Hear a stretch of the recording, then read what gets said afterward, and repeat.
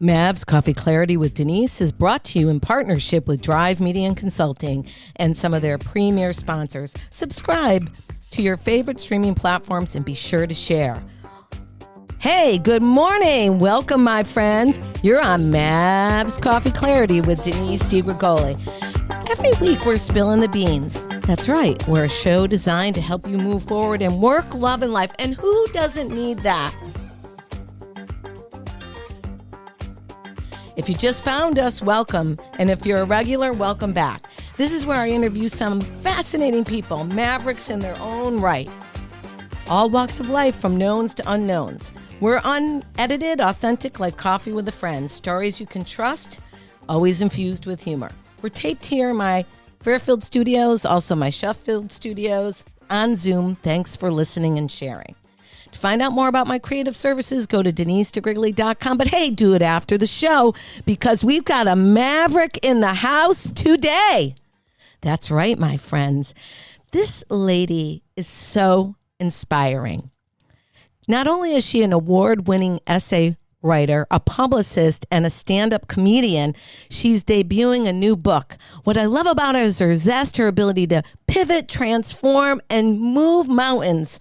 She is a real dream champion and a connector. I've had the opportunity to work with her. Welcome to the pod, Aline Weiller. Thank you so much. So happy to be here. So glad to see you in our Fairfield studios. There's a lot going on, and we had a little bit of a conversation pre-show. Yep. But what I really want the audience to know about before we jump into the book is where you found your maverick moment. How did this all come together? Award-winning essay writer, mom, let's not shirk that one off. No. Working mom, building businesses, building community, and still looking 29. I'll take it. Is Thank there you. a secret sauce? Latin genes, my friend. That's what my mom says. That's my story, and I'm sticking to it. Okay, that's live and real, unedited. And you also drink water, not coffee. I do. It's all right. She's got water in the coffee cup, but we're not. It's okay, right? We'll just go with it. We're gonna. You do you. It's a very hashtag you do you moment. Right. Okay. So tell us a little bit about your background. Okay, so I am a mom from Weston, Connecticut, and Were you always from Weston, Connecticut? I actually graduated high school from there and moved back many, many years later after some stints in New York and Atlanta. My husband and I have two young adult sons in their 20s. They are launched and so she's 29. We're not gonna we're not gonna put that math in for today. So you're a local. Yeah, I'm sort of a returnee, I like to say. Not an attorney, but a returnee. Returnee. Although yeah. you could be an attorney, perhaps. I'm a daughter of an attorney. Daughter, see, it's Points for osmosis, right? Okay. So yeah, I am a writer, and Did you always know you wanted to be a writer? I did. I was like born an English major. Like, really? legit. You just came out talking. Exactly. In one or two languages? Just the one. Okay, was just the one. Surrounded by others, the Italians and the Colombians chatting away. But basically, I always wanted to write. From middle school, I had little journals and wrote poetry and entered college as an English major. Back in the day, when you applied, you sometimes put that on there. And I just always had a love for language. My mom is a writer. I have a brother who's a writer. Was writing like a thing in your house? Did they talk about writing? Not really. To be honest, I was more of a theater kid. My mother ran a drama school out of our home.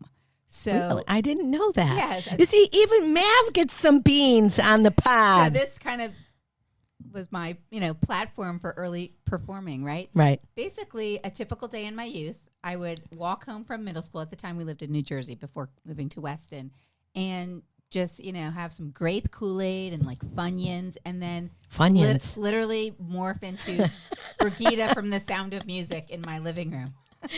Isn't that amazing? And so did your mom ever tell you how she got into that? She was a drama major and went to grad school for drama and speech. So she was actually a speech therapist and did the drama gig on the side.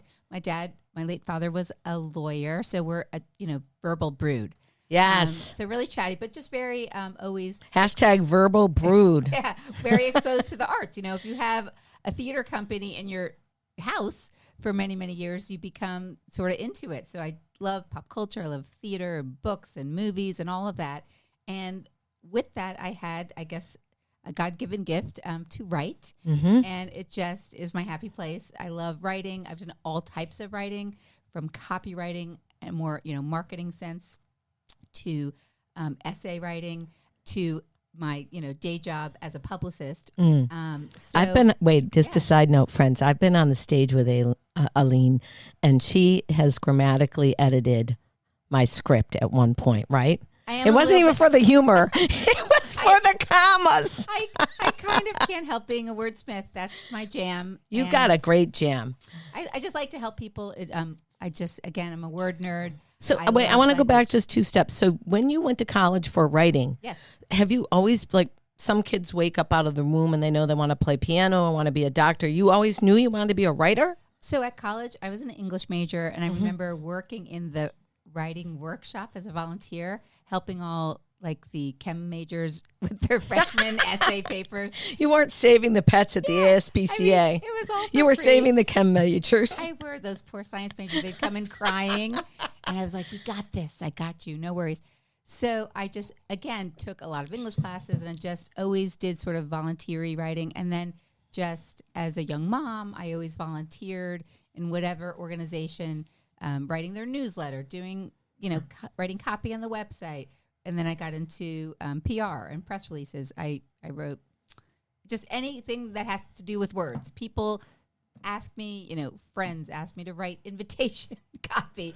So I kind of, So you kind of are sort of just a fish in water, and you kind of go where it flows, and it kind of all came together because people see your value in the written word. Is that right? I guess so. They know that it's something I can do. Early on, when I lived in the city, in New York City, and started my career in publishing, I was more, my role was more of a marketing capacity. But with marketing, you have to work with the promotion department and the publicity department and the sales reps and all of that. So everyone just needed copy for flyers or brochures. You need milk. Everyone just needed some copy. Yeah, exactly. But it feels to me like you have a really open mindset. Like your career was unfolding, and you were allowing and following the path, but it was also tacked back to what you really loved. And I'm guessing you exuded the same joy back then that you do now, that you take on any project. I know I've worked with you in copy. I'm forgetting about how much I worked with you in copy, but now I'm remembering, and it's sort of a natural thing to you. So people that are listening in on our coffee conversation, how did you develop the ability to sort of let go and allow yourself to fall into this career, but a career that you really wanted? So it's like, did you put it out there? What's your secret sauce? Was it visualization? Is it some weird manifestation technique? So I'm at the risk of dating myself. My first job in publishing was literally something I saw in a hard copy print newspaper, the New York Times, that had the job listings. Which, by the way, the New York Times has tweeted Aline. So there's nothing out of date about that. That is true. And I worked for Time Warner. And again, I was more a marketing manager for several jobs. But I just always leaned toward the creative versus kind of the mathlete portion of the job. But I was always in creative industries. I worked for Time Warner. I worked for Turner Broadcasting in Atlanta. She's just dropping these names like they're the pedestrian companies of the universe. But just Time Warner. And Coca-Cola. Oh, and Coca-Cola. Okay. That was my most sort of corporate environment. But no matter what building I was physically in, I was sort of the creative go-to within the department. And then years later... You're still the creative go-to. That's why you're on the pod, my friend. Well, I am here. I'm here for it. Okay, so we see that you've been like this sort of moving, flexible copy savant through your career. Right. And now you meet your husband. Where did you meet him? At work, at the copy machine. At the copy machine? You cannot make that up. At the copy machine. At Time Warner. Was it love at first copy? It was love it. He actually let me make my copy first. Okay. So I was very impressed with that in New York City. He said, please make your coffee. No, I would say make your coffee first. He said make your copy first. Yeah. So okay. Literally, that's how we met. And was it love at first copy?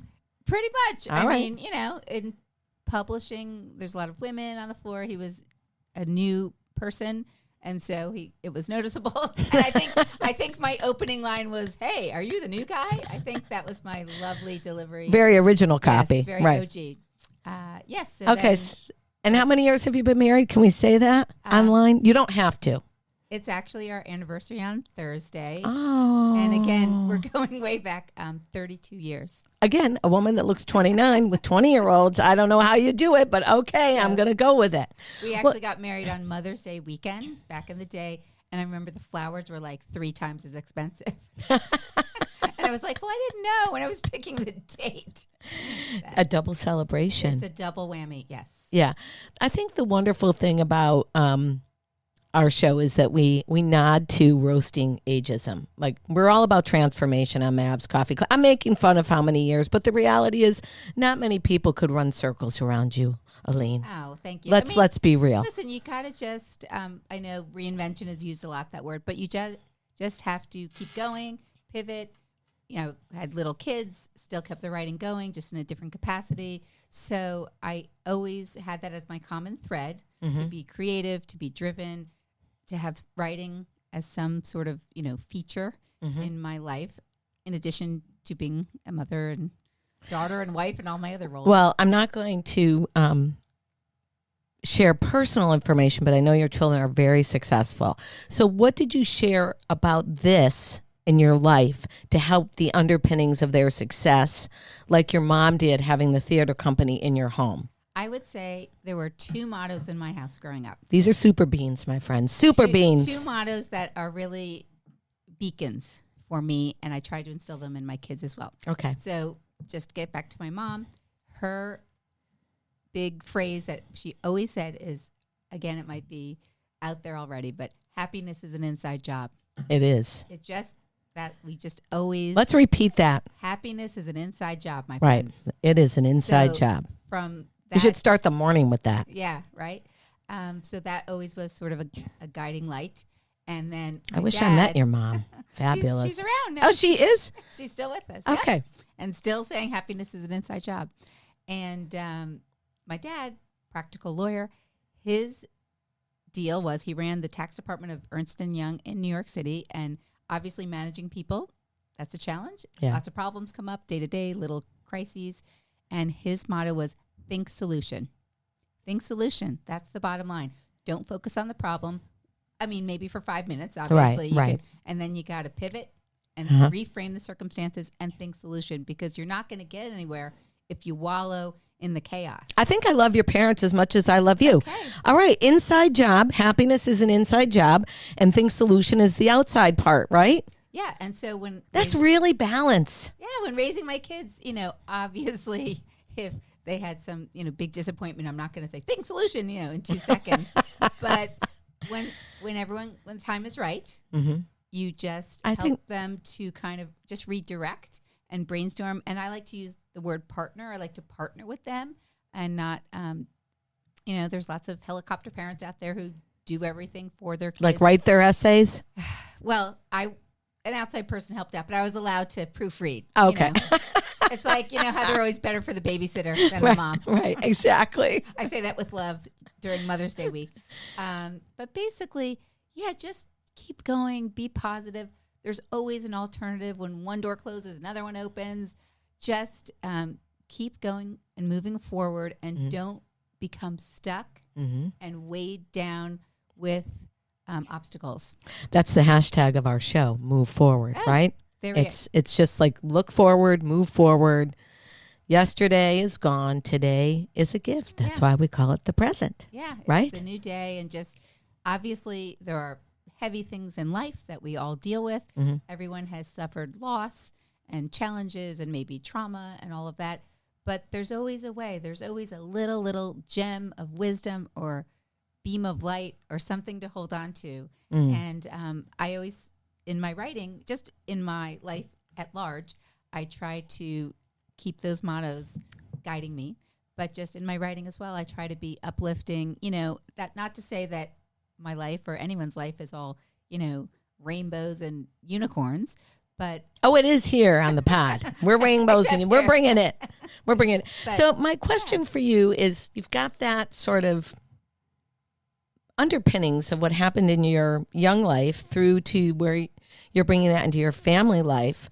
I see you as eternally optimistic. Were you a strict mom? No, I was a fun mom. You're a fun mom? I mean, of course. Coffee fun mom? Totally coffee fun mom. Okay. And of course, I had them brush their teeth and go to bed on time and everything. But I loved parties. Themed parties were my jam. I made the best goodie bags of any mom on the block. You still do. Come on. I'm obsessed with goodie bags. Even What's in the best goodie bag you've ever made? Oh, I think the laser tag parties were my all-time fave. Whatever I put in there, one of my kids has a nut allergy, so everything was nut-free. Yeah. So my house was like very safe for everyone. Just everything. All those little things you get off of Amazon, Or Oriental Trading. Exactly, Yeah, right. Exactly. And, I've been the recipient of your goodie bag at one of our comedy shows. That's right. Okay, so moving right along here, I know your dad said think solution, and I know you've been in a transformative mode writing this book. Yeah. Now, what does it take, before we talk about the book, you went into stand-up comedy. Yep. Was it 10 years ago? 2017. 2017. So not quite. Not quite. What made you do that? So I have always been a lifelong super fan of all things comedy, improv, stand-up. Really? Obsessed. How am I just learning this today? Oh, my goodness. I did dabble in improv a little bit, but literally I've been dragging friends, my husband, to like basements of churches to see a little improv troupe or like an unknown comic. Oh, I dragged Troy too. I went backstage and met Jerry Seinfeld when he was not famous yet. So I've just always. Do you think he remembers? Not sure. We'll check. We'll circle back with. We're going to circle back based on when we go to his next premiere of Unfrosted. Exactly. But basically, I was blessed with two funny parents. Both of my parents. My mom has more of a dry wit. My dad was just a. Which one is Colombian? Which one is Italian? My mom's Colombian. My dad's Italian. And who's funnier? Totally different types of humor. My mom has a quiet, dry wit. Yeah. My dad was more bubbly, outgoing, just a party. I call myself a Latin party pack because yes, you are with that combo. So I did drama and law, Italian right. and Colombian. Yes. What did you say? Latin party pack? Yes, basic Latin party firecracker pack. For sure. Okay. So both were funny. So it was in my blood, I think. Were they strict?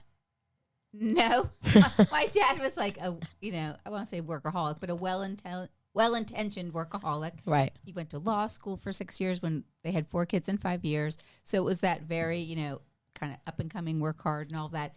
And my mom was the artsy one.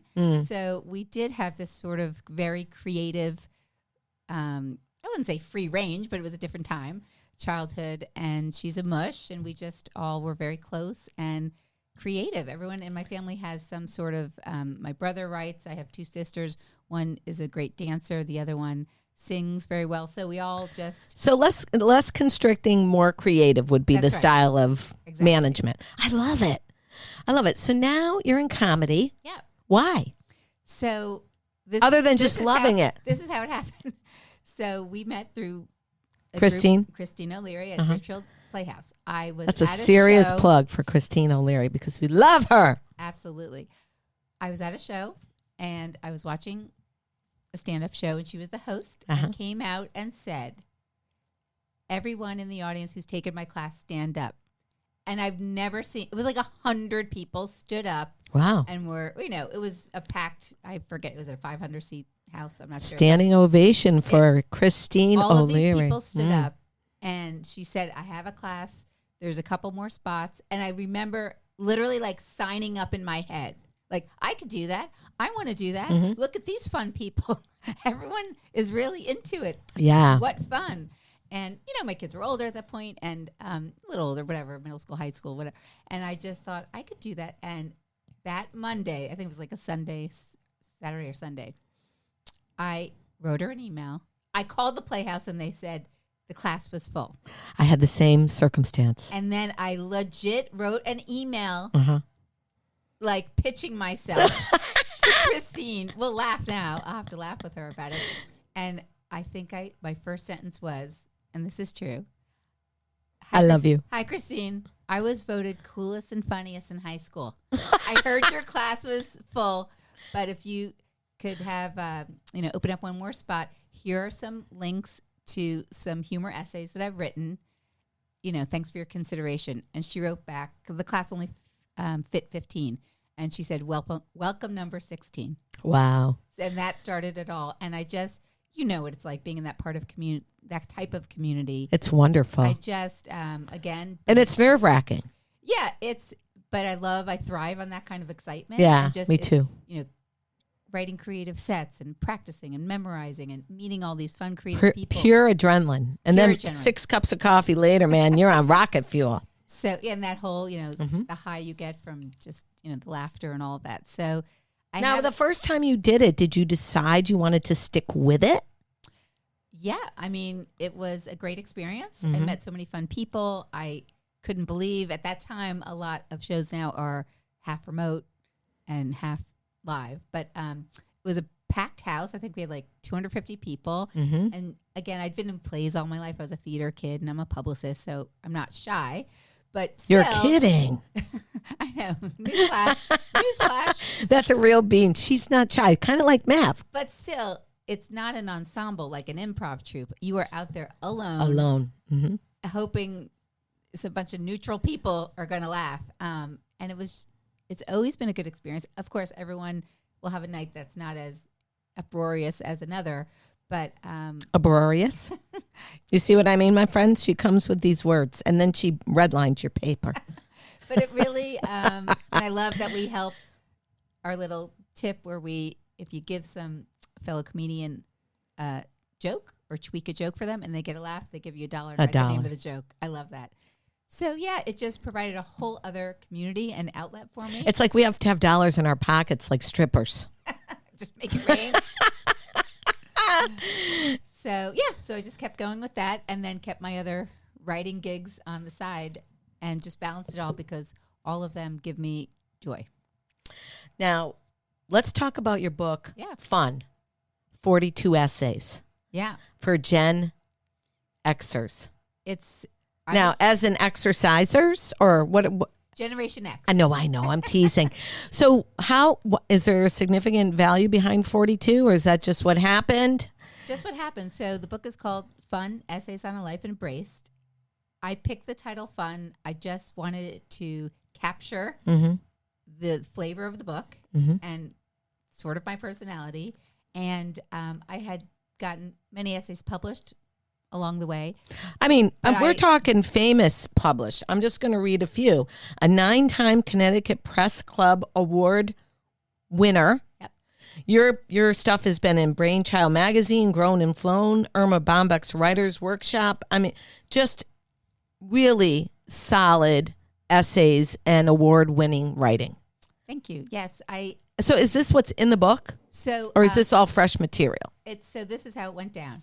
I had some essays that were published a while back, some that had won awards, and I didn't want them to be throwaways just because they had been out there, because obviously an essay can always find a new audience. Like a poem. That's right. So I zhuzhed them. I edited them. Is zhuzh a technical term? It's a hashtag. Okay, hashtag zhuzh it. Yeah. So I worked with an editor, my longtime writing teacher who taught essay writing and memoir writing, and we actually kind of got together over lockdown and during the COVID when everyone was home. And I pulled out I would say a third of the book is previously written essays that I updated and edited and I think made better.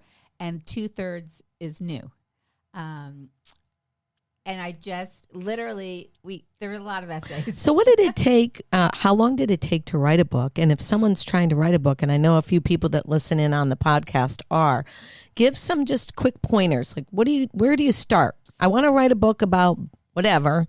What happens? It feels to me like it hits my procrastination button. I think I am a believer in taking a class of whatever feeds your soul. That's how I got my start. I literally took classes for 5 or 6 years, And then one of my teachers On writing a book? on just memoir writing, essay writing. Oh. So I wasn't writing a book then. I was writing individual essays. I was sitting in a class with other folks who were writing chapters of their memoirs and books. And it's so funny because now all of us have published. What if the people listening don't have 5 years?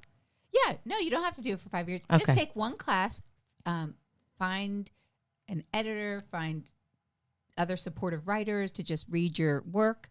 To me, that's how I started. Just find the writing community. You could even take a 9 to 12 Saturday morning seminar. Right. Just something to get started. Get moving, people. Hashtag move forward. Yes, Get off because- the blocks. Right. If you're sitting in your yoga pants at home writing in a vacuum, that's a start. But I think you need to break out and find other writers. It's kind of like how we do it in comedy, right? You have to let other people listen to your work. Yes. There are plenty of open mics for writers at libraries. There are tons of writing groups for new people, all different levels. So find your people, find your tribe. There are beginners everywhere. Don't be scared. Just sign up, just get into a class or go to a library. There's always a writer's group. Great. In that Spill the world. beans right there. Just put yourself out there. Yep. And now I also found, like, when I was first doing that and writing comedy, because I'm much more of a marketeer as well, and copywriting for me is bullet and fast and, get to the point.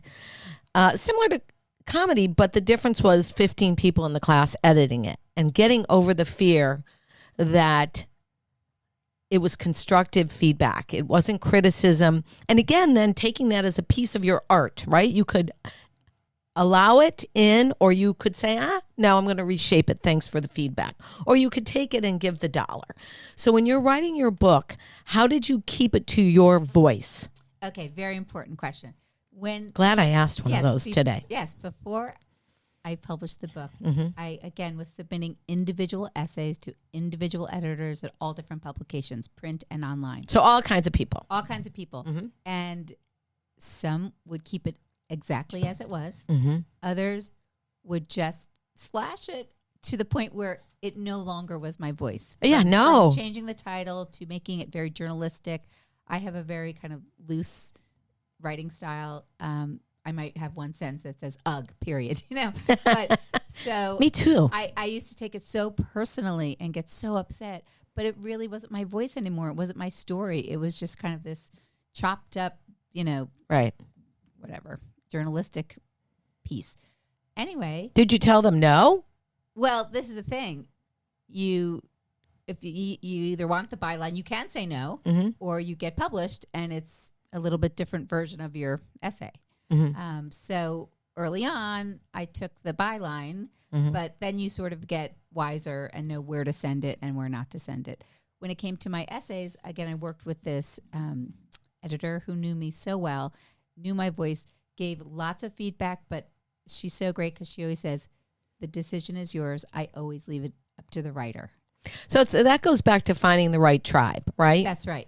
And I've been in the arts business for many years with my husband, as you know, and not all art is suitable for all homes or all people. That's right. And I would say a lot of times when we had art galleries, you know what, don't change the color orange because someone wants it orange to match their couch. No, we call that decorating.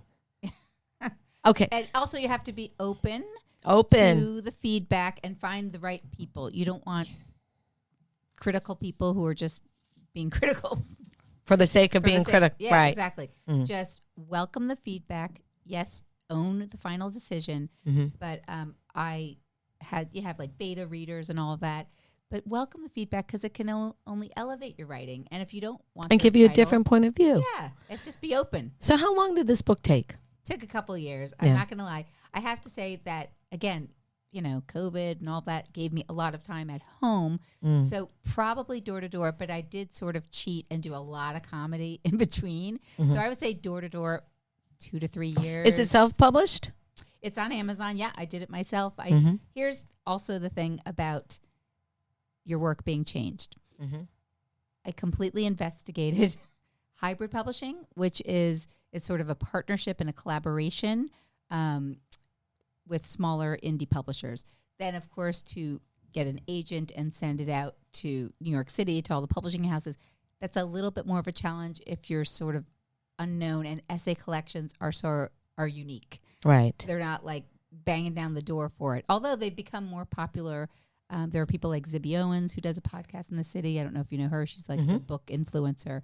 And she put out a few anthologies. So in writing circles, people welcome collections, but it's not like New York Times bestseller. So I just figured by the time I finally got an agent and sent a million pitch letters, there's always time for that book number 2, right?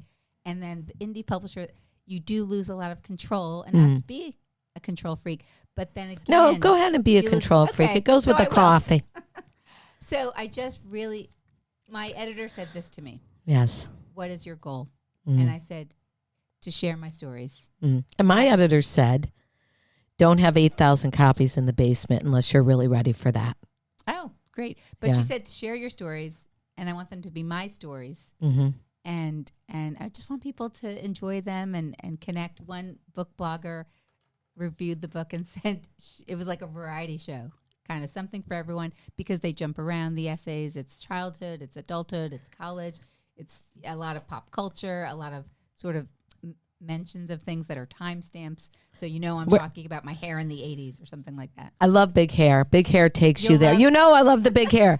Now, where can we find this self-published fabulous book, Fun? It is on Amazon. Amazon? Yeah, Fun, Essays on a Life Embraced. And by Aline Weiller. Aline Weiller. And you can find her on all socials.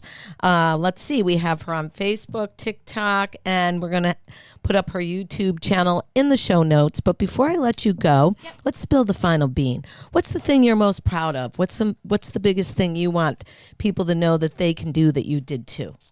I would say, first of all, it's never too late.